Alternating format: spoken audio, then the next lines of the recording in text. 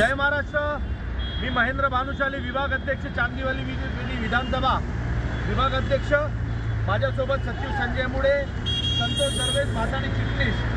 आज आपण बघू शकता ही जी परिस्थिती आहे, आज गेल्या कित्येक वर्षापासून आम्हाला हा त्रास सहन करावा लागतो चांदीवली विधानसभेची जनतेला।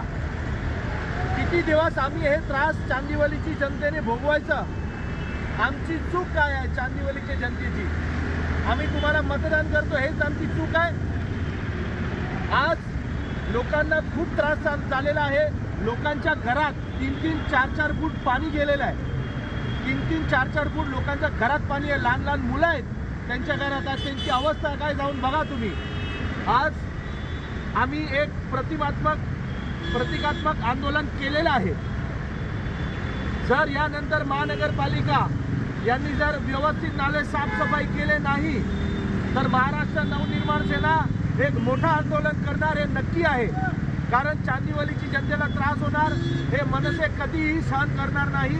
आणि आम्ही आपल्याला एक विनंती करतोय आणि एक चेतावणी देतोय की येणाऱ्या दिवसात चांदीवली विधानसभेतील सर्व नाले साफ झाले पाहिजेत, नाहीतर महाराष्ट्र नवनिर्माण सेना एक मोठं आंदोलन महानगरपालिका एल वॉर्डवर करणार आहे। एवढं सांगतो आणि इथं थांबतो। महाराष्ट्र निर्माण सेनेचा विजय असो, आदरणीय राजसाहेब ठाकरेंचा विजय असो। दाखवा आपण बघा, हे दाखवा।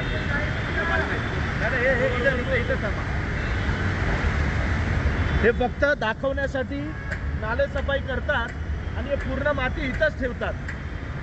आणि आता हे माती पावसाळ्यात पाणी सोबत जाते, मग हे नाले साफ करून फायदा काय होणार आहे? फक्त भ्रष्टाचार चालू आहे एल वॉर्डमध्ये। नाले सफाईच्या नावावर फक्त भ्रष्टाचार आहे। महाराष्ट्र नवनिर्माण सेना हे कदापि सहन करणार नाही। आज एक प्रतिकात्मक आंदोलन केलेलं आहे।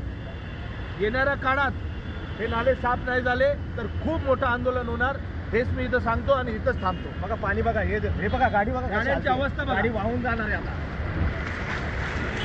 आपण फक्त गाड्यांची अवस्था बघा, गाड्या वाहून जातील। थोडं लांबून घ्या, गाड्यांची अवस्था बघा। हे गाड्या अजून थोडा पाऊस आला हे सगळ्या गाड्या सोबत वाहून जातील, अशी परिस्थिती आहे। गाडीचा टायर पण वाहून गेलाय।